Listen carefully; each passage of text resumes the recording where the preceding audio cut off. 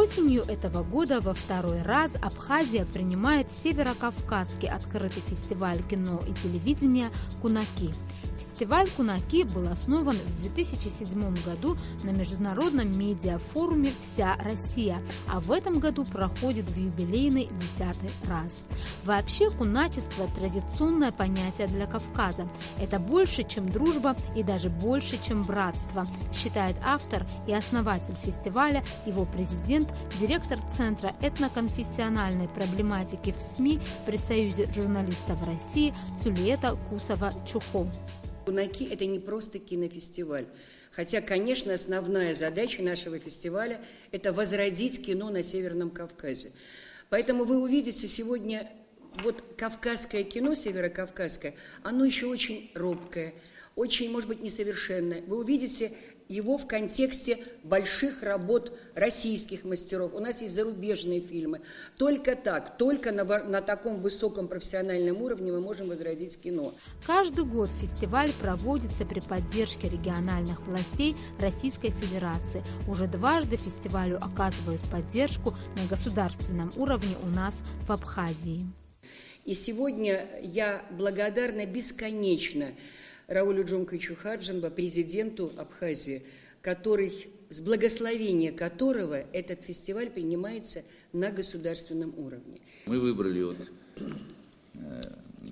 музей боевой славы имени Владислава Григорьевича Арцина. Уверен, что если бы он был бы жив сегодня, он бы уделил бы этой проблематике огромное внимание. Он очень тепло относился к деятелям культуры, и первое, с чего начал свою деятельность послевоенную, это с того, что он восстановил Государственный музей, произвел капитальный ремонт выставочного зала Союза художников. Вот с этих культурных программ он не начинал. Как заявили организаторы фестиваля на брифинге журналистам, Абхазия не случайно уже дважды выбрана страной проведения фестиваля. Наша республика может стать тем историческим перешейком, тем центром, где сойдется весь Кавказ для того, чтобы найти свой цивилизационный вектор, считают организаторы фестиваля. Это имя Владислава Арцинбы, этот музей и вообще какая-то трагическая, но очень большая, мощная страница вашей новейшей истории, которая сделала Абхазию на самом деле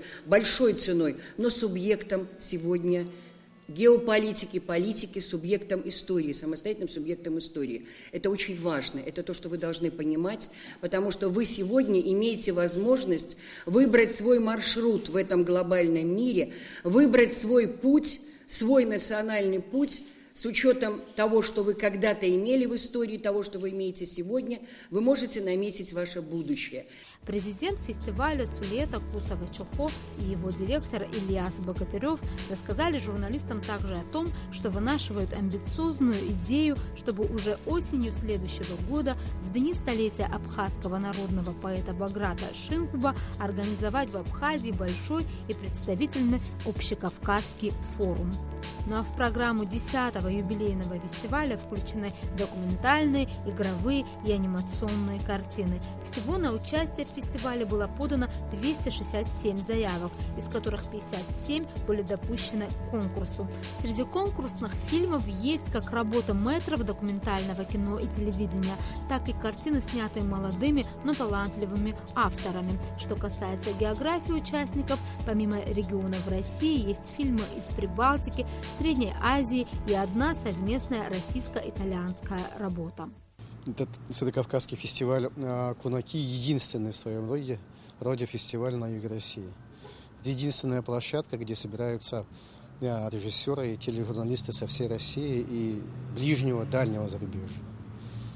И поскольку это единственное такое мероприятие, нам очень важно познакомиться с работами известных, выдающихся, лучших режиссеров кавказской аудитории. Слабых фильмов, слабых телепрограмм нету. Каждая картина по-своему уникальна, по-своему сильна, и каждая заслуживает своего зрителя. Естественно, у каждого есть свои вкусы. Какие-то темы им нравятся зрителю, какие-то не очень. Но каждый день с 11 до 5-6 вечера на этой площадке вы имеете возможность посмотреть то, что вам нравится. Выбрать из этого списка. У нас есть буклеты, у нас есть программки. Прийти и посмотреть то, по какому анонсу вам бы хотелось этот фильм посмотреть. Призы будут вручены сразу в 4 номинациях: полнометражные документальные фильмы, короткометражная документалистика, короткометражные художественные и анимационные фильмы, телевизионные фильмы и программы. Кстати говоря, в последней номинации представлен телевизионный фильм абхазской журналистки Мананы Кукускир и телевизионной студии «Аспект. Абхазский язык. Вчера, сегодня, завтра». Я сам кинодокументалист. Я не занимаюсь круглый год организацией этого фестиваля. Я сам в течение года снимаю кино, документальное кино. И мне эта тема вообще близка, эта профессия вообще очень близка. И когда я вижу хорошие, достойные работы своих коллег из разных регионов, мне всегда бывает очень приятно это. И вдвойне приятно, если это кавказская работа. И если эта кавказская работа оказалась в конкурсе, это вообще мы бы хотели, чтобы 30% каждого конкурса были кавказские работы. Пока не очень получается, но среди кавказских есть очень хорошие, достойные внимания, в том числе и абхазские работы. В первый же день фестиваля состоялся внеконкурсный специальный показ абхазского кино. Гостям и участникам форума были продемонстрированы киноработы молодых абхазских режиссеров: Инара Нармания, Наура Гармеля, Атаны Аграба, Илоны Хварцкия, Риты Пацы. Самые разные по форме и тематике фильмы абхазских авторов показали, что и у нас в республике есть талантливая молодежь, которой есть что сказать в кино.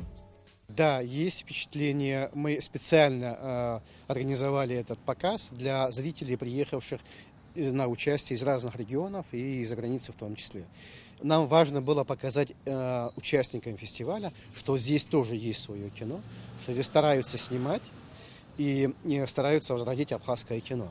И сами они должны вынести свое суждение. Мне представляется, что, находясь в Абхазии, важно не только посмотреть на экскурсиях какие-то достопримечательности, но понять, какие темы интересуют абхазских коллег здесь. Меня удивила картина, там Миша лежит. Да. Потому что мне кажется, что работа сама по себе, она очень своеобразная работа. По темпоритму, по художественному какому-то решению. Это почти безмолвная картина, говорящая о многом. И мне кажется, вот этому режиссеру, может быть, есть еще какие-то другие режиссеры, стоит работать и дальше. Не покидать профессию и заниматься этим дальше. Я уверен, что из таких вот молодых режиссеров получатся достойные мастера своего дела. В этом году мы начинаем интенсивное вкрапление в канву фестиваля абхазских кинематографистов. Мало кто о нем знал. И в этом смысле я думаю, что следующий фестиваль, он будет совершенно другая палитра, будет палитра участников. Сегодня мы делаем показ, это тоже наше решение было буквально позавчера. Организаторы фестиваля об этом не думали, потому что они не знали, что существуют абхазские режиссеры, что абхазское кино.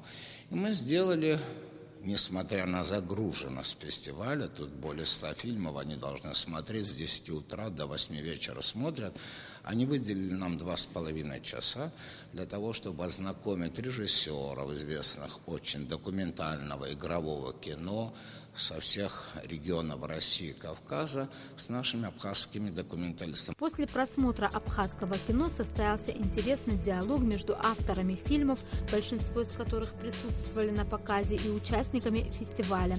Многие выступающие отмечали высокую степень трагизма в киноработах молодых абхазских киношников. Другие же посчитали это вполне нормальным явлением, ведь все ребята, показавшие свое кино, это поколение, которое росло и формировалось во время войны. Их работы во многом это переосмысление того трагичного времени. И главное тут, как отмечали уже состоявшиеся в профессии кинематографисты, не застрять в прошлом, а двигаться дальше. В вашем фильме все-таки есть то, что мы называем кино. Для меня, например, то, что вы пытаетесь объяснить, вот эти 3 человека, которые молятся, у которых я не очень понимаю, не знаю обычно, вот, что это у него в руках и что там на этой палке. Вот. Для меня был образ 3 поколений, которых мальчик смотрит, так сказать, на них. Да? Это он, мальчик, затем юноша, зрелый человек и старик, который, так сказать, вот молится этой жизни, которая вокруг него. Ну, это, может быть, я как киновед это все придумал. Режиссер вообще об этом даже не думал. Вот. Но вы сказали, что это ваш, ну, такой детский фильм, да, воспоминания о детстве. Я надеюсь, что вы избавились вот от этого вот черного восприятия в жизни, как взрослый человек. Потому что, ну, полная безнадега, особенно финал, когда ничего нет светлого, и даже машина уезжает, да, так сказать, медпункта нет, этого самой машина уезжает, остается один бедный этот мальчик, да еще и взрывы вокруг, так сказать, в это. Может быть, все-таки, знаете, как Феллини говорил, что дайте мне хотя бы кусочек, один этот самый лучик света, чтобы я хоть во что-нибудь поверил. Официальная церемония открытия фестиваля состоялась в зале Музея боевой славы имени Владислава Арзенба. Кстати, именно тут и будут проходить основные мероприятия в рамках фестиваля «Кунаки». Приветствие президента в адрес руководителей и участников фестиваля зачитал советник президента по вопросам культуры Владимир Зонтария. Замечательный фестиваль документального кино и телевизионных авторских программ «Кунаки» вновь прибыл к нам в гости с новым репертуаром, с новыми именами, творческими замыслами. Фестиваль – это событие. Еще одна площадка для культурно-информационного обмена, без которого немыслимо полноценное развитие. Уверен, что такие встречи, такое творческое взаимодействие, такое творческое взаимодействие помогут нам по-новому осмыслить свою идентичность, найти в лабиринтах прошлого и настоящего путь к будущему, качественно новому художественно-философскому самопостижению. Фестиваль будет длиться 5 дней. В его рамках, помимо просмотра конкурсных работ, пройдут специальные показы фильмов, среди которых смотр старого кино, снятого на Кавказе, Кавказ, который мы забываем. Среди других значимых и интересных мероприятий в рамках фестиваля вечер поэзии «Кавказская лира» и круглый стол на тему «Кавказский дом на перекрестке глобализации». Люди культуры, люди писательства, кино – это другая форма диалога. И когда мы смотрим сейчас фильм из Мурманска, вот этот парень на коляске из Мурманска, который хотел все-таки на лодке проехать по этому полю, разве это только русский парень? Ну нет, конечно. Поэтому вот разговор культуры, он другой, культур. Не песни, не пляски, не юморески, а та культура, которая заставляет человека посмотреть у себя внутри, покопаться друг другу, что-то сказать и увидеть лицо другого. В целом, своей работой фестиваль способствует формированию позитивного информационного пространства вокруг того места, где он проходит. У нас очень талантливые люди. Я очень буду счастлив, если вы поверите в это. И везде, где бы то ни было, в Москве или где в других местах, просто в силу своих возможностей пропагандировали бы абхазское искусство. Это очень важно для нас. Мы должны выйти. Нас очень долго держали в блокаде.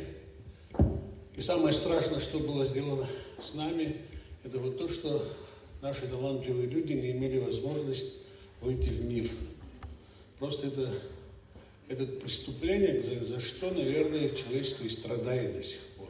Я, например, считаю нелегитимными любые фестивали, любые олимпиады, любое все, что происходит, нелегитимно они, потому что в них не могут участвовать там, где, допустим, чемпион мира по борьбе, что-то такое, может, есть сильнее его, допустим, в Абхазии, но он не имеет возможности выйти туда. Какой же это хуже, чем вот то, что сейчас происходит в спорте.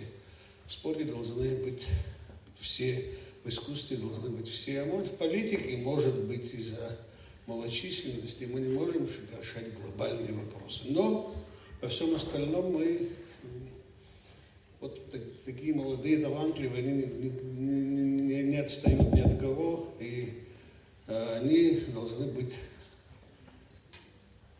со всеми вместе. С Специальным гостем церемонии открытия фестиваля стала заслуженная артистка России Ирина Цивина, которая проникновенно прочла стихи Марины Цветаевой и исполнила для гостей и участников фестиваля несколько песен.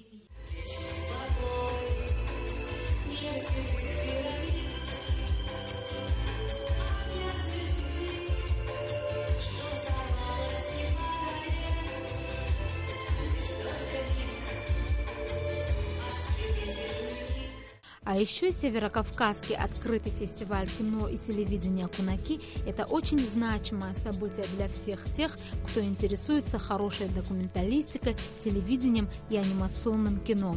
Например, в номинации полнометражного документального кино представлено 14 работ. Автор одной из них – режиссер Иван Твердовский. Я уже почти 10 лет на севере. Я снимал фильм про Шпицберген, про другие места. Я уже такой полярный человек, скажем так. Моя работа о людях, которые работают на севере. Корабль называется «Михаил Сомов», который снабжает все метеостанции продуктами, горючим. В общем-то, все то, что помогает нам узнавать погоду. Потрясающее впечатление. Мы ехали от границы на такси. Я спросил таксиста: слушайте, у вас потрясающее молодое вино. Как вот нам попробовать, где можно приобрести? Он сказал: ребята, я знаю место. Вот. С кем-то он переговорил по телефону. Вот. Мы приехали в какую-то деревню. Мы приехали с ним в какую-то деревню, а там уже был накрыт стол. Нас ждали. Было вино, была чача, были долгие разговоры. Слушайте, я слышал про кавказское гостеприимство, но вот... ощутили его? Да, теперь я его ощутил в полной мере. Потрясающий, просто потрясающий. Имена победителей фестиваля и обладателя Гран-при мы узнаем в четверг, 24 ноября, когда авторитетное жюри подведет свои итоги, и они будут оглашены на церемонии закрытия фестиваля. Ну а пока нас ждут фестивальные дни, полные интересных событий и, конечно, много хорошего кино.